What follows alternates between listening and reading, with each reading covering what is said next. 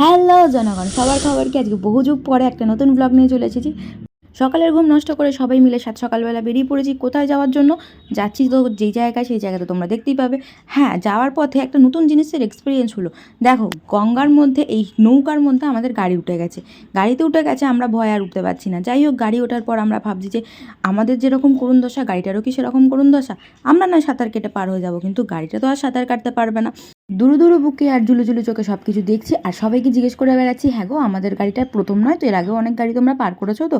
যাই হোক, সবাই তো আমাদের অনেক অ্যাসিওর করলো, তাও একটু দাঁত বের করে ভিডিও করে নিলাম। আর এখানে সবার ভয়ের তো মুখটা একটু দেখিয়েও দিলাম। আমাদের গাড়িটা ভাবছে, বাবা আজকে বেঁচে ফিরতে পারবো তো?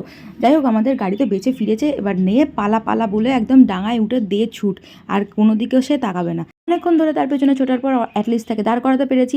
এবার আমরা সবাই মিলে আলোচনা সভা বসিয়েছি, বাচ্চা বলো তো, ওইখানে যদি আমরা পড়ে যেতাম বা গাড়িটা পড়ে যেত, তাহলে আমরা কী করে যেতাম? যাই হোক, সব ভাবনা চিন্তা করার পর এমন একটা রাস্তায় দাঁড়িয়েছি যে মন্দির দেখতে পাচ্ছি, কিন্তু রাস্তা দেখতে পাচ্ছি না। যাই হোক, অনেক ভাবনা চিন্তা করার পর আমরা করলাম কি, ভাবলাম যে এবার জঙ্গল কেটেই আমরা রাস্তা বানাবো। তো আমরা একদম চোখের নিমিষে জঙ্গল কেটে রাস্তা বানিয়ে ফেললাম। এবার চলো সেই রাস্তা ধরেই যাব। আমরা পৌঁছে গেছি এবার মন্দিরে এসেই যেটা আমাদের প্রধান কাজ এবং প্রধান লক্ষ্য হচ্ছে কি, তিলক কেটে নেওয়া। চোখের নিমিষে সেই তিলকটাও আমরা কেটে ফেললাম। অনেক খাটাখাটনি করে গাড়ি নৌকায় ভাসিয়ে জঙ্গল কেটে রাস্তা করে আমরা অবশেষে কী করলাম, খাবার টিকিটটা কেটে নিলাম, কারণ প্রচণ্ড খিদে পেয়ে গেছে। এবার চলো জয় জগন্নাথের নাম নিয়ে বেরিয়ে পড়লাম খাবার লাইনের উদ্দেশ্যে।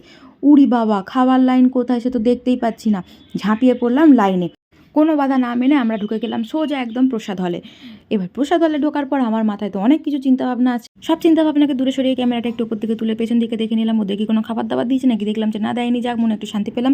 যাই হোক, সবাইকে ডেকে ডেকে বলছি যে দেখো দেখো আমার নকশা দেখো, খাবার তো এখনও দিচ্ছে না। কিন্তু আমার কথায় ওরা অন্তত খাবার না দিলেও প্লেট জলের গ্লাস দিয়ে পুরো জায়গাটা ভাসিয়ে দিয়ে গেছে। খাবার তো দিয়েছে, কিন্তু কী খাবার দিয়েছে, কী খেয়েছে কিছু বুঝতে পারছি না। মায়ের এখান থেকে রিভিউ নিয়েছিলাম, মা খাবারটা কেমন লাগছে বলো তো? মা আর কি বলবে, কিছু না বুঝতে পেরে একটু সামান্য পোজ দিয়ে নিল। তারপরে আমরা এক জায়গায় একাধিকবার গেলে প্রত্যেকটা জায়গার ঘুরে ঘুরে দেখি না, আমরা শুধু হেঁটে বেড়াই। হেঁটে যাচ্ছি হাঁটতে হাঁটতে যেই জিনিসগুলো চোখে পড়ছে তোমাদেরকেও সেই জিনিসগুলো দেখাচ্ছি। কিন্তু জায়গাটা হাঁটতেও খারাপ লাগছিল না, বেশ সুন্দর জায়গা, ভালো জায়গা, তোমরা অবশ্যই ঘুরতে পারো। এতক্ষণে নিশ্চয়ই বুঝেই গেছো কোন জায়গায় গিয়েছি। হ্যাঁ, নবদ্বীপে গিয়েছিলাম। সেই তুষার যুগ থেকে হাঁটাহাঁটি করার পর আমাদের চোখে এই পশ্চিম কোণাটা পড়লো, যেখানে প্রদর্শনের সময় লেখা আছে। নিশ্চয়ই এখানে কিছু ইন্টারেস্টিং জিনিস দেখা, যেটা আমরা এতদিনে দেখিনি। সেইভাবে আমরা চলে গেলাম এন্ট্রির দিকে। এন্ট্রি করার পর দেখলাম, ও বাবা, এখানেও প্রচুর লাইন। ভেতরে তো ঢুকেছিলাম, কি দেখলাম কিছু বুঝতে পারিনি, তাই বেরিয়ে আমার মাথায় হাত হয়ে গেছিলো। কিন্তু লোক লজ্জার ভয় সেটাকে পোজ হিসেবে চালিয়ে দিলাম।